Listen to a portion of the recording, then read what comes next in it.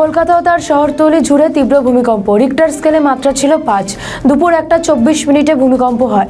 কলকাতা সহ উত্তর 24 পরগনা, হাওড়া, হুগলি জুড়ে তীব্র ভূমিকম্প অনুভূত হয়। ভূমিকম্পে ক্ষতিগ্রস্ত হলো একটি দোকান। পাশে বিল্ডিং থেকে চিলেকোঠার পাঁচিল ভেঙে নিচের দোকানে পড়ে ক্ষতিগ্রস্ত হয়েছে দোকানে থাকা যন্ত্রপাতি ও অ্যাডভেস্টার। বসিরহাট মহকুমার হিঙ্গলগঞ্জ ব্লকের কাঁঠালবেড়িয়া বাজার এলাকায় ক্ষতিগ্রস্ত হয়েছে একাধিক দোকান সহ বিভিন্ন অফিস। মানুষ আতঙ্কে অফিস ছেড়ে রাস্তায় নেমে পড়েন। হঠাৎ দুপুরে দোকান বন্ধ ছিল, হঠাৎ দেখি ভূমিকম্প হয়। ভূমিকম্প হয়ে পাশের দোকান থেকে আমাকে ফোন করে পাশের দোকানের 3তলা থেকে ভেঙে আমার দোকানের উপরে পড়ে মেশিন জিনিসপত্র ছিল, বহু কিছু ক্ষতি, অর্ডারের জিনিসপত্র ছিল, ক্ষতি হয়েছে। মেশিন টেশিনগুলো সব ভেঙে গিয়েছে, দোকানের অ্যাডভেস্টারটা সব ভেঙে গিয়েছে।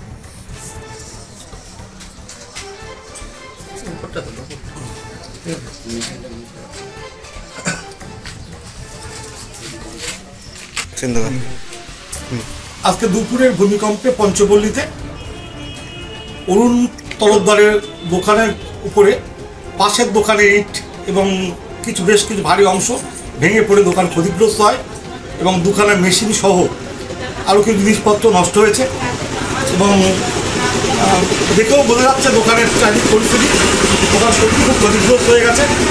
শুধুমাত্র দুপুরের সময় বলে এটা ছিল না, নাহলে হয়তো আরও বড় আকারে দুর্ঘটনা ঘটে যেতে পারত। আমাদের ভিডিও